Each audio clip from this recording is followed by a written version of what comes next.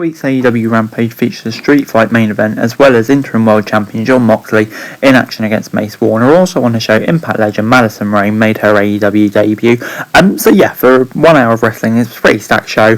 Really lots going on. So let's get straight into it. And we kicked off with Moxley versus Warner. Warner gave a good account of himself in this match. It started off with the champion dominating, but Warner hit back. Mox then locked in a spot during the middle of the match where Warner was firmly in control. With Mox down on the mat, Warner brought a steel chair into the ring. Moxley threw a right hand at the chair, taking out Warner in the chair. Warner was busted open by now as Moxley hit top rope suicida out to ringside. Back inside the squared circle, Moxley hit suplex and began to stomp his opponent. Mox then locks in the bulldog choke and picks up the win after Warner tapped out. Let's get 7 out of 10 from me. Really decent match to start off the show. Moxley obviously getting a win, no real surprise there, but Warner got a good showing here. Having him leave and losing, good effort to Moxley really does build him up with how established he is. Ricky Starks was backstage when he was approached by QT Marshall and the Factory. Starks was in no mood to join them and walked away.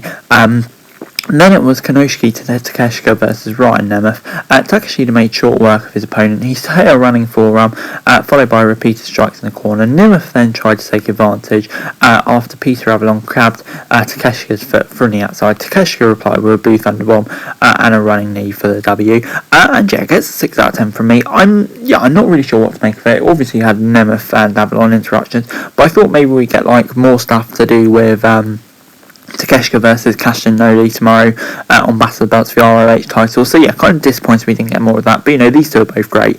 And Takeshika obviously 1 day away from that match. Him winning here was obviously the right result. On the whole, I'll give it 6 out of 10.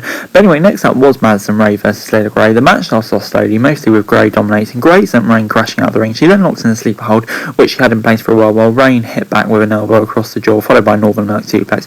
Rain then hit across Rain for the W. Jay Cargill confronted Madison Ray after the match, and gets 6 out of 10 from me. Just kind of building Madison Ray now. Obviously she's more in a backstage role, but she also had this thing. Maybe it looks like she'll win the TNT title division. Even if she is mainly backstage role, I do think this will be an exciting addition to the AEW women's roster because we've seen an impact how great she can be, really.